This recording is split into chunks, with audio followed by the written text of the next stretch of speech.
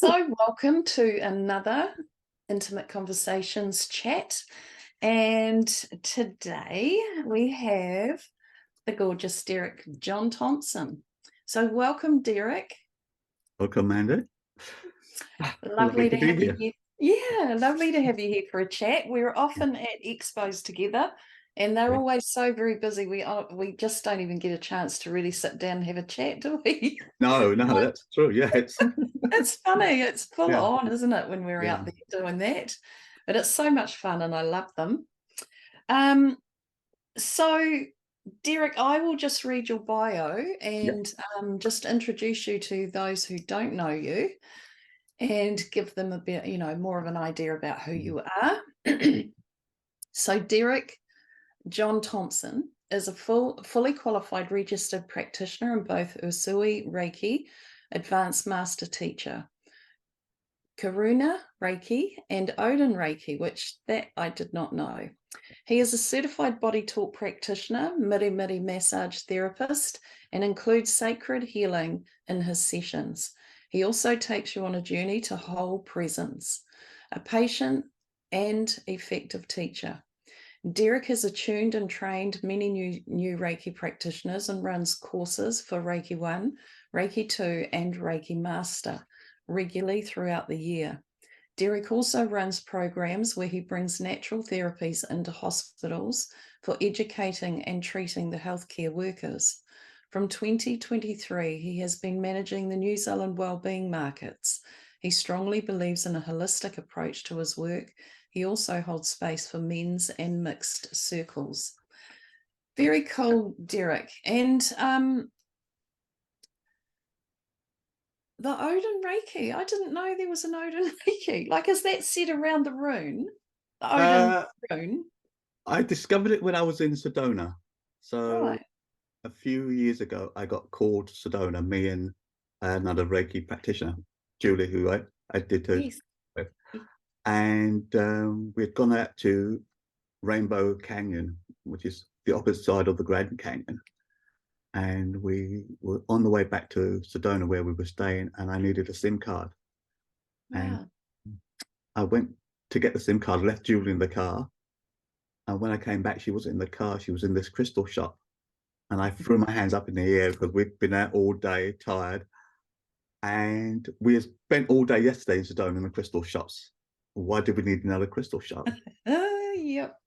So we walked in, and I'm looking around, and because I was in that space, I don't really want to be here. Let's quick look around and go out.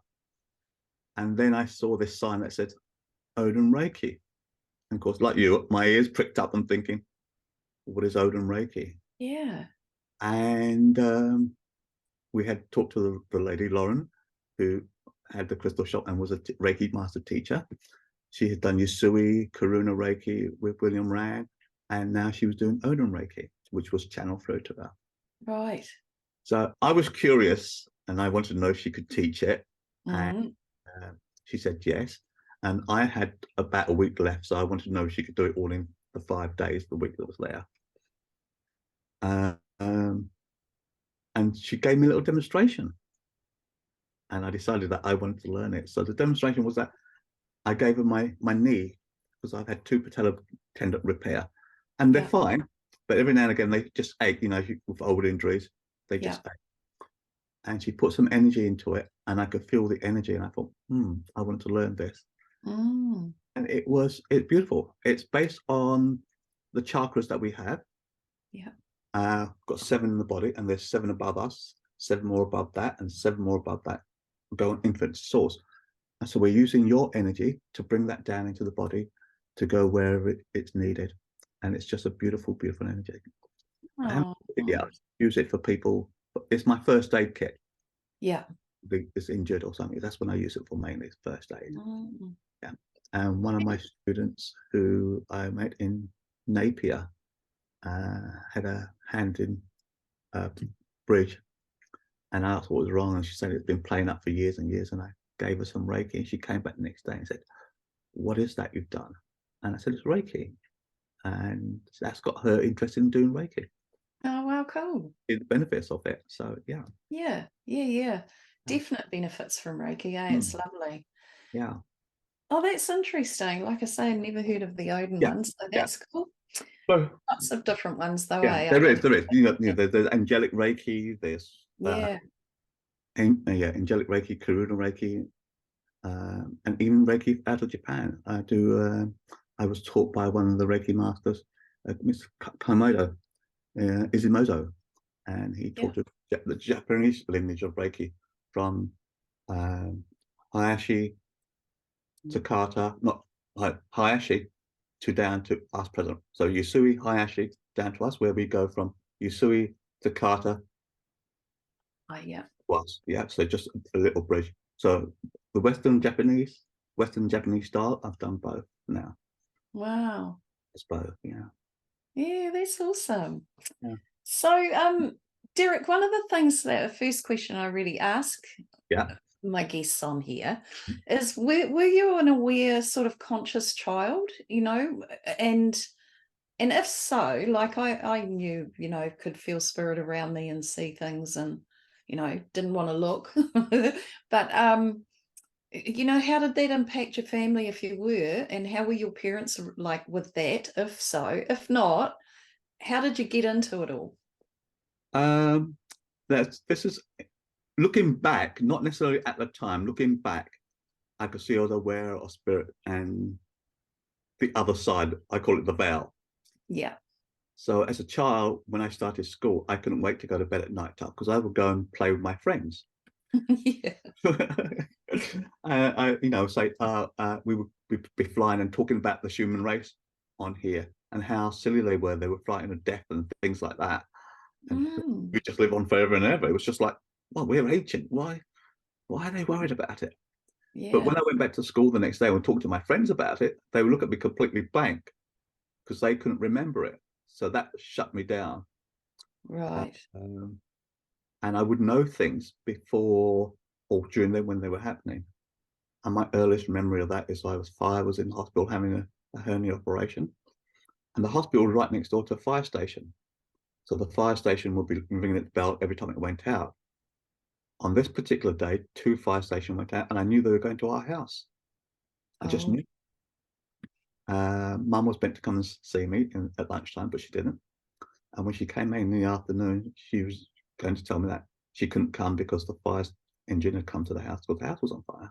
And I said, I know, I knew. She said, well, how did you know? I said, I knew, I saw them go past and I knew they were going. So there was an awareness of things, but I couldn't actually explain what it was. I just knew it was just something that came naturally. Uh, yeah. so by the time I think I finally shut everything down when I was about 13, 14, because none of it made sense in the world that I was living in. Right. Yeah. Um, and then until I came to New Zealand, I've had other experience since then. But when I came to New Zealand, everything just fell into place. It made sense. And Mm, I knew I was home for some strange reason. And when I went up north, I definitely was home. That's home to me. Every yeah. time I go up there, Kai Kai, Bay of Islands, Hokianga, that's just Yeah. home. Yeah. Yeah. Me too. As soon as I got up here, it was the same. Yeah. And so, where did you come from, Derek? Like, what part of? England. I was born in England. I'm an East London lad. Yeah. Uh, born in South London, but grew up in East London. So I'm an East London lad, West Ham supporter. Yeah. We do quite well this season. I'm quite pleased about that. And then had different jobs. Spent the first 14 years working in retailing. Shy, introvert, wouldn't talk to people, but the retailing job got me out of that. Yeah. Then what did I do? Catering, chef. Then ended up working in the hospital. My mum was ill, and one of the nurses said to me, because I was looking after her, you'll make a great nurse. And I just looked at her and thought, nah. Married to two nurses, nah, not going to happen. Yeah. But I ended up working in the hospital, working in orthopedic ward, and then in theatres as Mm, aesthetic tech, ODP, and that's where I finished 3 years ago now. Left that right. and continued on this different path of my life. Yeah. Really Oh, interesting. beautiful. I watched what was it called? Something like The Boys or something. But it's set in around London, and Mm. it's these, it's the drug dealer side of the world, Yeah, and that environment, gangsters, I suppose you'd yeah, call them. yeah, But what a different language to watching an American something. yeah. The language, it took me a while to get used to how they were saying what they were saying. Mm. It was so different, and I love it actually. Once I got into it, it was like, that's a really cool way of doing that. Like instead of just walking away, like the end of conversation, it was talk no more. Yeah, You know, love was yeah, the thing. Talk no more, love, and walk away. yeah. It was like, oh, but yeah, it was really interesting. Yeah, we no, East London has got different language. As I say, I grew up in East London. What here in Auckland you would call the Westie side. Yeah. Um, and I couldn't wait to leave that side. I moved to a little posher part of East London called Walthamstow, and I worked there. Yeah, moved out of London to Nottingham, Mm, working in the hospital, and it was nice to get out into the countryside, and that was a good thing. We had yeah. a little village called Cotway, 2 roads in, 1 road in, and 1 road out, sort of thing. Yeah, Yeah. it was nice. Mm. No, I went to the UK for a month, and it was beautiful. I felt like I'd come home when I went there. Yeah, It was like, yeah, I've definitely had time here before, many times. Took me a bit to get back, like three yeah, months later, I was still waking up every morning. I'd be in the UK still, or yeah. Scotland. Went up to the Orkneys, and it was great. Loved it. I loved Auckland, in around London. The Yeah. just Yeah, just the vibe was lovely. Yeah, I And think I miss, if I miss anything, it's the fact that you go to the theatres or art galleries and things like that. yeah, Uh, I don't actually miss the pressure and the workload or the traffic. Uh, no. People moan about traffic here, but um, half an hour and you haven't gone, 2 miles down the road in London. That's traffic. They have no idea what they're saying here. Yeah, Yeah, yeah, yeah, yeah. No, it was trippy to think I was on the Monopoly board. yeah, yeah. I kept thinking, I'm on the Monopoly board. That was really weird. But yeah, it was great. I loved it. Do you have family there? Well, my lineage goes back Mm. there, English ancestry, but not actually. I mean, I probably do have some, somebody there. I wouldn't have a clue. Yeah. But yeah, I'd say so. I'd say there was still lines of us there. But no, we didn't go over to visit. Didn't go over Oh, to visit anyone or anything. Just wanted to have a look. It was somewhere I've always been pulled to go, and into Scotland too. So yeah, did all the Roslin Chapel and all that. That was cool. But yeah, beautiful. lots of stuff, lots. Mm. Mm. So Well, Derek, how old were you when you came out to New Zealand? Ah, well, I'm 66 now, so about 15 years ago. It's 15 years since I was about 50 when I came out. Oh, Yeah. okay. And in that in itself is an interesting story because I was working in Nottingham and I needed a change of jobs. Yeah.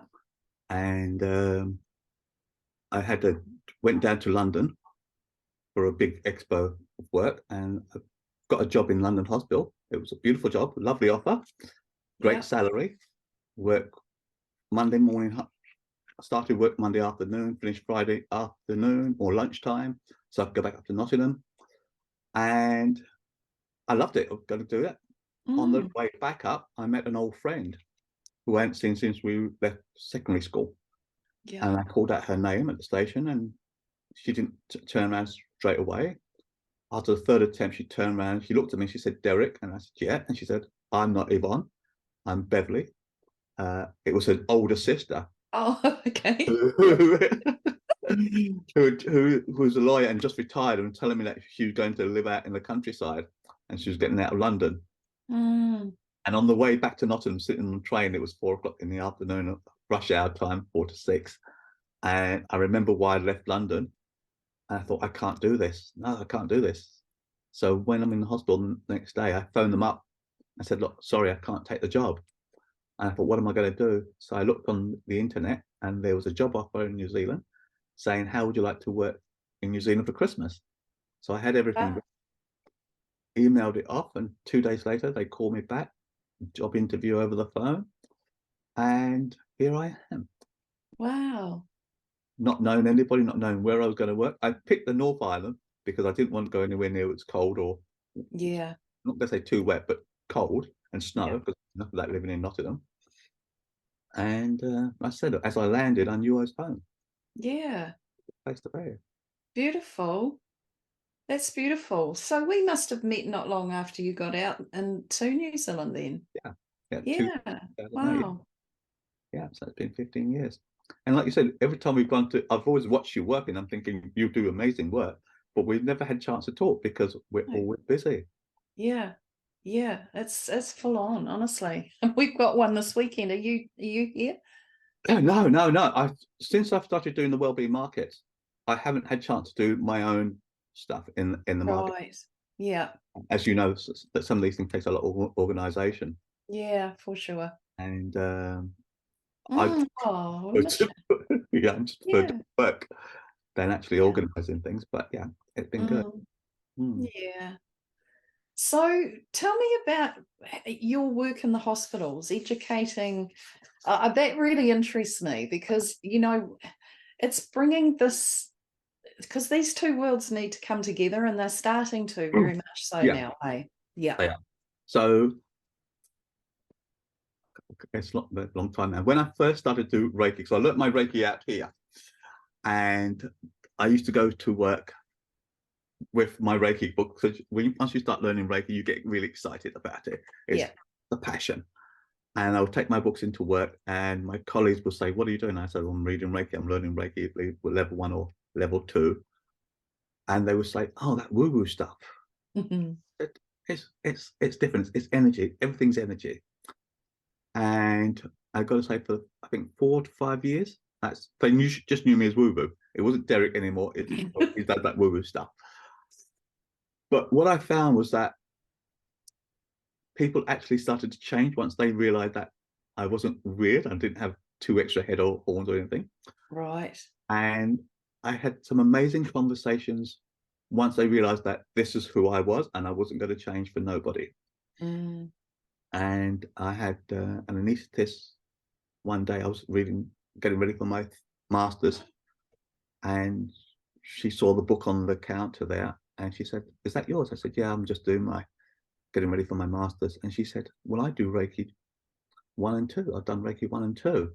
Well, my mouth fell open because I didn't realize anybody else in right, the yeah, hospital yeah, would actually admit to doing it. And so we had an amazing conversation. And as time went on, other people started to come to me and say, "Well, I bleed in crystals, I do this and I do that." So there are a lot of people in the industry who are alternative. And I yeah. call it alternative because that's what people think we are. I don't think we are. I think we're the norm. We should be the norm. Yes, yeah, And so by the time I left that particular hospital, I was giving Reiki to the staff as well as some of the patients that were coming in. yeah, I had one occasion where I told a young lady who was going to have an operation what I did, because I was wearing Om at the time. And I told her what I did. And she said, "Would you give me Reiki?" I said, "Of course I would." And I did it while she was having her surgery. And she was due to come back and have another surgery. And she said to her surgeon, she'll only have the surgery if I'm there. And he oh, said, "Guarantee that?" Because we're not guaranteed to work with the surgeon all the time. yes, yeah, Boston say that I wanted him to be in the surgery because the patient actually asked for me to be there. And that was beautiful. I love the fact that people are absolutely, Reiki in the theatres. So what happened, and this is where the work comes in. I was working in a particular hospital and we had a report, and it was like the morale was quite low. mm, So I suggested to the manager that we have a well-being day for the staff. And she said, "Well, we've had those sorts of things before, they don't work."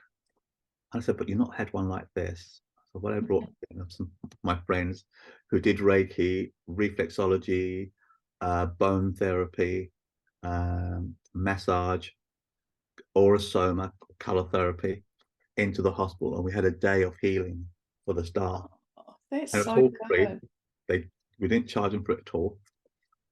And then from that, I got offered to start to do St. John's up in Green Lane, near Green Lane. Yeah. And then another hospital asked me to do one for them. And I realized that we could put this into a business. Put it into a business, and we call it Well Work. And that's what we do. We go into companies and bring in alternative therapies. And the idea is that for the people having those treatments is to then go out and find them for themselves and actually start looking at other ways of looking after their bodies. And doing away with the stressful life that they have. And and a lot of them we've seen actually still go and see the practitioners who worked with them on that day. So that's beautiful. That's absolutely beautiful. Yeah. So I believe that Reiki should be in the hospitals as a norm. It shouldn't be something separate. Yeah. It shouldn't be just be in the palliative care area. Yeah. So it is good in there. And it should be just everyday part of our life. Yeah. I actually posted on my Facebook page, somebody's showing Reiki being done to a patient in theatre in another country, which was absolutely beautiful. They do it in the US, and they do it also in the UK. Barbara Kelly is pioneering that in the UK. Yeah. So it's like New Zealand is a little bit resistant to it. Yes. But it's that's a beautiful thing. I remember seeing about in China they have the energy hospitals. yes, Same thing, you know, but they've actually got the scanning machines and everything. And if there's a tumor in the body, they've got that showing the tumor. Yeah. And then they've got the team working on the person energetically. Yeah. And actually seeing on the scan this tumor just dissolving, like unreal. And I mean, we know this is how it works. Yeah. For that to be actually shown that way, and that was something I always thought, this is what I'm going to do. We're going to start up an energy hospital here in Whangarei or in New Zealand somewhere, and you're already doing that. It's great stuff. Yeah. Well, look, my thought's always been that we should have a place where people could come and get healing. And I say that healing as in holistic healing. Yes. I'm going to make you better. Yeah. This is holistic healing. So a place where people come and learn about meditation, learn about having Reiki treatment or MiriMiri, or how to cook food, how to pick food from the garden and what have you. That's an holistic approach. Yes. Where we're not focused on, I'm going to call them unnecessary things. Yeah, that's right. So, I just call it giving self-love. Yeah. And I think, you know, this time we're in definitely is shifting. Like the two worlds are split. You can see this now, It's like, and where we may focus, you know, and I see like with you're working in an area of that very, you know, those who are that sick in their body are in a very 3D world, aren't they? And so therefore you are in those spaces. But obviously you have learned how to navigate your way through that type of energy. Like when I go into a hospital, it takes me a minute, you know, to get myself sorted, because the energy shift is such a change, so different. And I just want to blow the roof off the whole thing and just, you know, boom it with clean energy, air, fresh, you know, like, it's like a stale crystal, you know, that needs cleansing. And it's you know, and I think, oh my goodness. So working on that type of thing all the time is quite full on. But I'd love to. Well, where I was heading is that it's now starting to actually show up that this type of work, this type of energy work is really, really showing itself out now. And scientifically it's coming on board as well, isn't it? Well, I think science is catching up with us. It's not the other way around. Yes, they're catching up with us. Yeah. I have a friend who's just been into the local hospital. She broke a leg. And so I said to her, look, there's certain things we could do for you, and I'll send her energy. And we got her an infrared lamp to help with the healing. And it's on her bed. And she's been telling me the response from the nurses there. They're coming, they're interested in it. And one of the students there is looking at doing their PhD in infrared healing. And I said, look, he's more than welcome to come out to my cabin on Sacred Earth, because I got an infrared cabin there that Yeah. people can just use for, for free Yeah. to get their healing. And it's just beautiful. There's lots of research done showing the benefits of infrared saunas, Yeah. but it's not taken seriously. It's you can't prove this or you can't prove that. It's just the benefits. I'm saying, just sit in it and see how you feel. That Yes. is a healing process in itself. Yeah. Yeah. Yeah. Like I said, we spend too much time saying this heals this and heals that, but what we're not actually doing is looking at the overall benefit. What does it do? What's your mind like when you come out of there? What does your body feel like?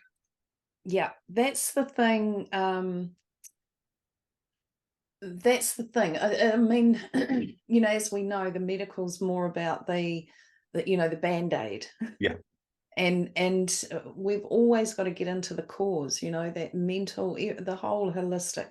realm of it, Yeah. mind, body, spirit, for sure.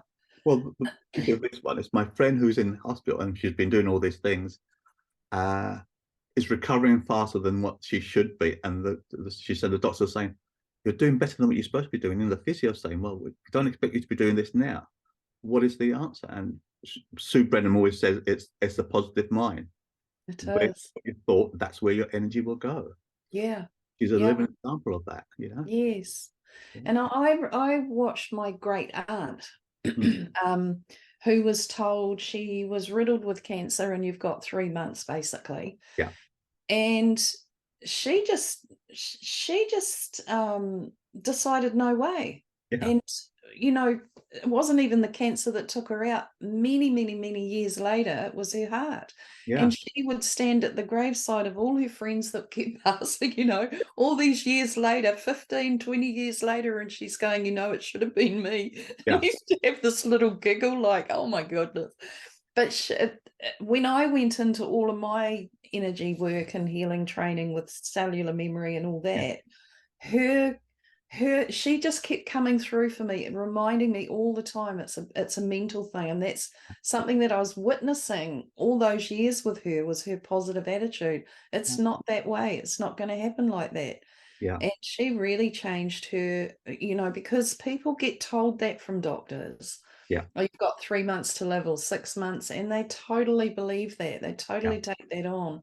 And I think it's sad to hear that, that's being said. Saying that about your aunt with a tumor, as kids growing up, there was a lady, and I still use the term because I still think of her that way when we were kids. This little old lady, who lived down our road, and she had one arm. Don't know why she had one arm or whatever, but that's what she did.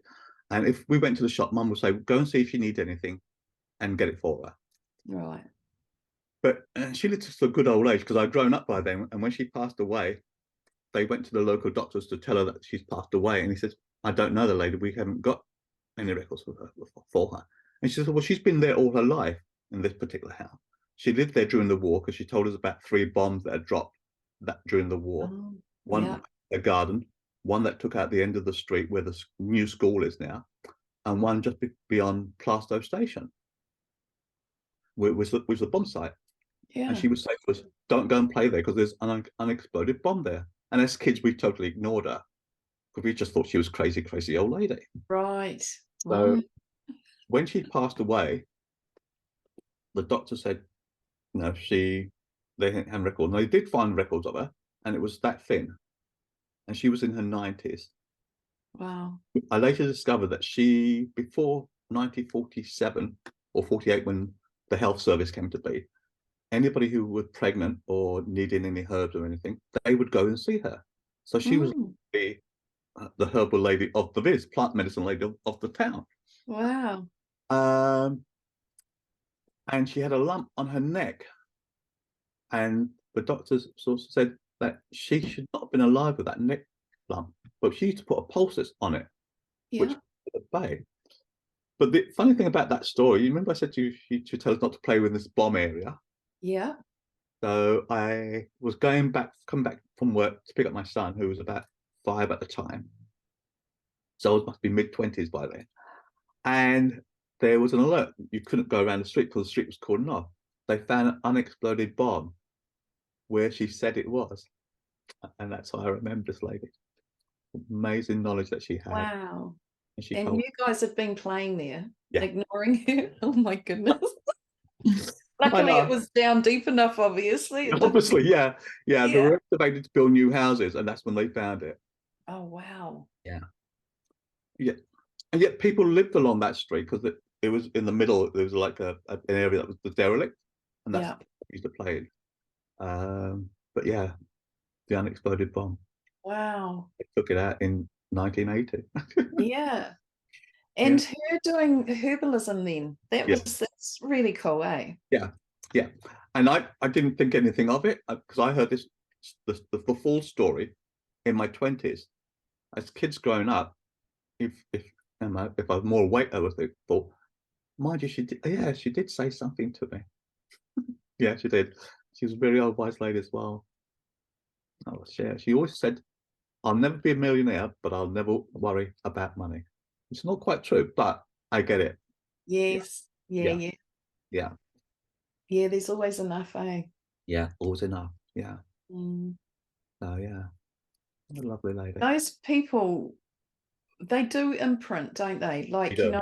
they really do. There was a lady when I was a young kid, and we lived up the hill in the street, basically, and there was a really steep road, street that went down, and halfway down this very, very long steep, not Wellington steep, not like that, but definitely quite a Yeah. slope.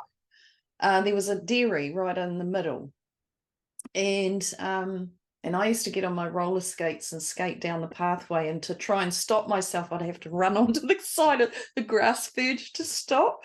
It was such a cool thing. But anyway, there was a lady that lived at the top, more to the top of the hill, on that street, who just always wore black. Elderly lady, black walking stick. She always intrigued me. It was just like, this lady knows stuff. Like, I knew she knew that I knew. There was just that thing. It was so cool. And I often think about her. I don't even know her name. Couldn't even remember her name now. But she always, there was this imprint of her in my mind forever. It's funny, eh? I think there are people like that in our lives, and we become those people for the younger generation coming up. And Yes. that's why I think we have to be conscious of what we say to them and how we respond to them. Yes, definitely. I remember getting really upset with people in the village that I lived when because the youngsters were causing a nuisance and they wanted to put ASBOs on them. And I'm saying to them, well, how can you put ASBOs on children that you've watched grow up? We've grown these But what, Derek? ASBO. It was a stage where children who have been naughty would get banned from a certain area, and they called it ASBO. This is in the Okay. 90s, yeah. Yeah. And I said, how can you do that to people who we've grown up with? Yeah. We've grown these children. We've raised them. They're our neighbours' children. And I couldn't understand that mentality. It's them and us, because they were younger and older. As kids, we would play knock down ginger, but we never did it at the old lady's house. What's knock down? It doesn't sound very good. Well, you go and knock at a door and run away, and somebody Oh, so they call it knock down ginger in these. so funny. Yeah. Yeah. Of course, that people get upset, but it was just a laugh for kids. So, and I suppose in those days it was different. If we did something wrong, people would come and tell our parents, and we would get in trouble for it. And those days have gone now. People Totally. It was the same in my day. Definitely that. Yeah. Well, we're the same era. Yeah. No, definitely that same thing. And we used to do that stuff. Yeah. Make those phone calls. Is your fridge running? Yes. We just saw it run past the door. All those sorts of things. Oh, shocking. Oh, yeah. It was good though. And it was different getting into trouble then those days. It was such like, I know my parents giggled often about the things we used to get up to, Yeah. They weren't harmful, really. Yeah. Just cheeky. Just cheeky. Yeah, today's very different. Yeah. My favourite story that I like to tell is about my boss, whose son was called Daniel, same as mine. And he had a younger sister, and she was annoying him, so he threw a stone at her. Yeah. And it hit this brand new car. So in England, every year, the car registration will change for the new year, and people get the new registration car. Anyway, it's hit this windscreen and it broke. And Daniel got home, and his mum said, "Wait till your dad get home." And Mike got home, and he said to Daniel, "What did you do that for?" He said, "It's not my fault. It's my sister's fault." And he said, "How do you mean it's your sister's fault?" "Well, she ducked." He said, "Well, if he ducked, she didn't duck, it would have hit her." And he said, "Yeah, of course it would have. It wouldn't have hit the window." But his logic was so beautiful. Mike said he couldn't laugh, but he was laughing underneath, and he closed I the bet he was. burst out laughing. Yes, he was grounded. I had to pay for the damages, but Oh, his it's so logic funny. about it. She ducked. It was her fault. Yeah. Oh, that's funny. It is. It's very different today, and we've lost the community. You know, look, others looking out for other people's children. Yeah, We just, you know, I mean, God, I had so many times parents ringing up. My parents, did you know Mandy's, you know, yeah, smoking cigarettes down at the yeah. town hall, and, you know, all these things. And oh God, it used to drive me nuts. I hated it. It was like, Yeah. mind your own business. But, you know, now I No, think it's a great thing. yeah, it is. It is. Didn't check. Yeah. And Yeah, and we are in a community, and we should think of this as a community, and that's what community should be about, looking after. yeah, Um, definitely. and as far as I'm concerned, when Gabriel struck, that was a beautiful opportunity for us to do it at Sacred Earth. The Yeah, whole area got together. We weren't dependent on what's coming from outside. Yes, we liked it, but it wasn't what going to keep us going. yeah, Yeah. yeah, And the same in Napier, they did the same thing. yeah, they did. Yeah. Yeah. It was the people that got the people through all that, eh? Mm. Like as it is in Yeah. most things now, it's, as we know, you know, where the Yeah. government sits. So it is the people, and I think that's definitely bringing that community back into play, really, in a big way, eh? Yeah. It's a good thing. Yeah. And that's why, all the wellbeing markets should be about bringing that service to the community and helping the community, supporting Yeah. them, and giving them something else to look at. Yes. Yeah. Yeah. Yeah. Yeah. So you call them the wellness market, but Yeah. that what we would term as an expo, eh? Like, you Yeah. know, yeah, Yeah. yeah. Yeah. Just for people to know. Yeah. And Yeah. and so you do, I know you do them around the country. You've got different areas that you're going into, and people to know or to be able to join in. Derek, how can they get in touch with Just you? contact me. Facebook. Facebook, Yeah. and my numbers on the posters on there. Yeah. Yeah. Um, Cool. we're always looking for stall holders who make their own products, natural products, Yeah. and healers as well. We have quite a few readers. Yeah. We've got two big ones coming up shortly in Taupo Yeah. on 16th and 17th of December, and an 11-day one in Whitianga, which is a beautiful one. And it'd be a year to the day since Peace passed away, who used to run the markets before me, Yeah. Peace and everything. So that's going to be a heartbreaking one, because that's the one that we had to close down That's last right. year because we couldn't do it. Yeah. Yeah. So this What year, time of year is that, Derek? That one? 28th of December to the 7th of January. That's right. Yeah. So Yeah. this year it's an 11-day one instead of 10 days, just Yeah. because we didn't want to end on a Saturday. We thought we'd do the Sunday as well. Yeah. So we're doing an extra day. And Wonderful.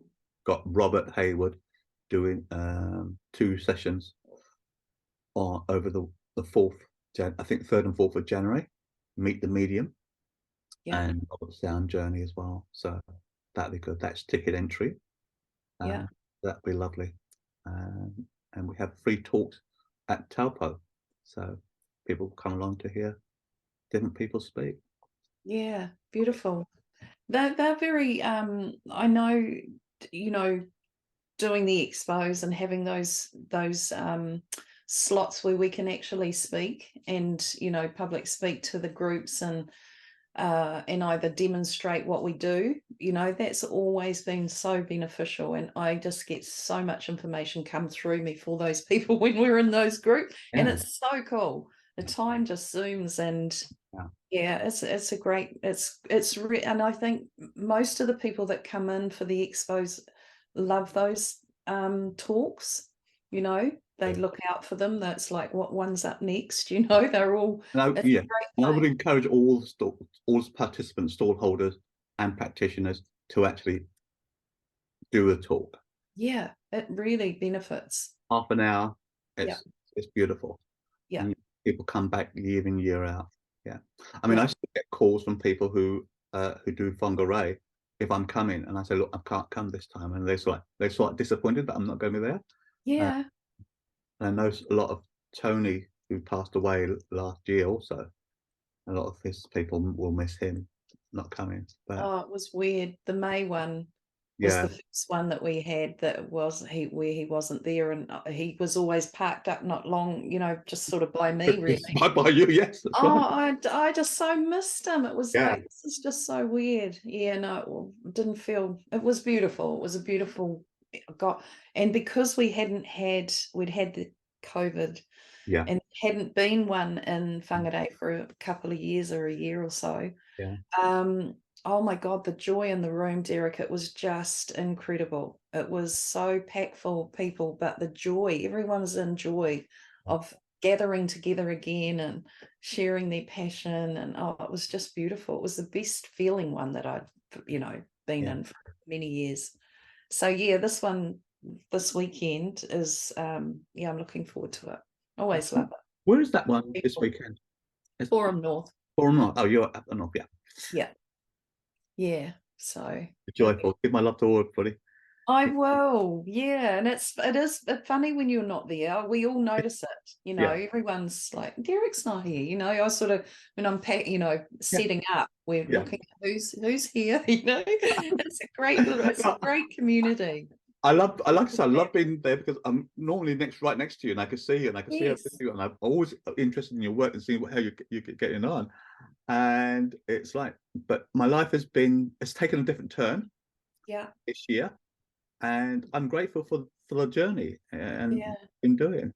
It's mm, been absolutely amazing. Uh, yeah. Role that I didn't think I would do, but yeah, I'm doing it. I know. I was really, really thrilled when I knew you'd taken it over Mm, from Peace. yeah, And I thought, yay, that's beautiful, because it would have been a shame for them to stop, for yeah, one thing. yeah, But you were perfect. And I thought, this is just awesome. Your energy is gorgeous, and it will just bring and emanate through and bring more people in. And yeah, I'm sure they're all wonderful. I haven't got to any of them yet. yeah. May do Taupo. I'm still in that place. And yeah, I'll talk to you about that. But yeah, no, cool stuff. Look, for me, it's something that I want to do. Pete had spoken to me latter part of last year about what her thoughts were and what she would like to see done. And looking back on it now, I've just thought, I thought it was just a journey we were doing, because anytime she called me to do a market, if she was in Tauranga and she didn't have a Reiki practitioner, she'll call me up and I say, Pete, it's 3 hour, 4 hour drive to Auckland. Why am I doing this? She said, because I need a Reiki practitioner. I say, yes, okay. I'll put my stuff in the car, drive down for the 3 hours, 4 hours, and drive back up again. And it was lovely, you know. So I might have two cars, but I talked to some beautiful people while I was there. Yeah. So it's always beneficial. For me, it wasn't about the money, it was about the No, made. Yeah, exactly that. It's never been about that for me. I mean, yeah, I think there was a time there where I was trying to make it that, yeah, like, okay, this isn't, very profitable. We need yeah, to just actually look at how else we could do it, yeah, like throughout the whole business, I yeah, mean. But it's never been about that. It's that we work from heart. That's it. yeah, It's totally about the people. And oh my God, I love the people. I love the expos and all the new people I meet, and other ones that are coming regularly, every yeah, time we're in one. It's so cool. I love it. yeah, It's very, yeah. very blessed. Eh? And you meet some amazing people at these expo. I met a beautiful lady. think her name is White Feather Tail. That's her Native American name. Yeah. And she came to Oden, Taiwan in Tauranga just to have a wander around and see what was going on. And we ended up having this most amazing conversation. So much so that I invited her to the Essence Circle, the men and women's circle that we're having at Sacred Earth on Thursday, Yeah. to talk about the feminine and the masculine Oh, beautiful. journey. And that conversation would not have happened unless I made the effort to do Oden. That's right. Yeah. You're guided, eh? Like you just don't know what you might uncover or what pops up for you when you do follow those prompts. Where's Sacred Earth? Tell me about that. What's the Sacred Earth sacred? is a community run by two wonderful people. It's been going for about 35 years. They have like a yoga retreat there and what have you. So I wanted to do my Reiki from there, and I actually wanted to go there to peace and quiet. Yes. But the universe had other ideas for me. Yeah. And once I got there, I realized that there was work for me to do on myself as well as to support other people. So that's what I've been doing. We run a men's circle there every fortnight. So far, it's just the local guys on the Sacred Earth Estate, and we want to open it up to the rest of the community eventually. Right. Few of the men, like myself, have done the Mankind Project, which is a workshop for men. Mm. It's beautiful. So we've brought that into our men's circle and those process. Yeah. And now that we're going to take it out and join with the women's circle. We call it the Essence Circle because it's not men and women. It's our essence that we're bringing into that space. Yes. So instead of dealing with sort of like the human fraction, we're actually looking above and seeing how we could change what's down below by Beautiful. just with our essence. So that's what we're doing. Mm. Thursday night will be our first one with this beautiful lady. Lovely. And where is it, Derek? In Auckland, around Yes, Auckland? Carry. It's not far from Piha, Oh, right. Yeah, yeah. Lone Carry Road. Oh, okay. Oh, nice. Do they hire out rooms and They things for hire out rooms. Yeah, they practitioners? hire out rooms. People come and stay over the weekend. If you're running courses, there's places where your students can stay as well, Okay. and you can run workshops from there. So yeah, Yeah, beautiful. Very Hmm. cool. Might It is lovely. investigate. They also do have Kurupura, and they have a big festival there during the year. Yes. That's Yeah. another one that I haven't been to for ages because, like I said, my life Yeah. is Yeah. just Yeah. yeah. Yeah. Oh, wow. So you're a busy man. Yeah, And that's a good thing. Very cool. And I'm sure there's lots and lots of people that like, do you work privately I do do. one-on-one? Yeah, I do one-on-one. I do Zoom. I do my healing by Zoom. I have conversation with people. Yeah. So if people want to contact me, they're more than welcome to. Yeah, can Beautiful. contact me and go from there. Mm. Site up, so there's things on the website that they could look at and see what they would like. Yeah. So the Beautiful. healing, I'll do that quite happily, and you don't have to be asleep at the time, or Mm. you just rest. Yeah. And if you want, we can give you feedback of what I picked up, or you just have the healing and that's it. Yeah. I get when I'm at the expo, I can feel you. Your energy is just fantastic, like amazing and big. Yeah. Big Yeah. energy. And beautiful, honestly. And I feel it buffering me. Yeah. It's gorgeous, Derek. Yeah. So I'm sure you're very busy. And yeah, yeah, Look, I enjoy my work, and I great think work. that's what comes across. I Mm, actually enjoy do what I do. Um, and I yeah, do it for love. It's the yes. way of doing I it. can Yeah. feel that in you, when anywhere, Yeah. anywhere, in your presence, definitely. It's a Yeah. beautiful thing. Mm. Thank you. Very welcome. Thank you for coming in and having this chat. I was thrilled that you said yes, and we juggled a little bit, but we got here. It was Got here, great. yeah. Yeah, we have. We have. Yeah, absolutely. All right. Oh, very cool. And we'll see you very soon, no doubt, I'm sure. And Yep. I'll be back in touch. Yep. Mm, Okay. You take gorgeous. and have a beautiful weekend. I will. Thank you. You too. All right. Much love, Derek. Love. Namaste.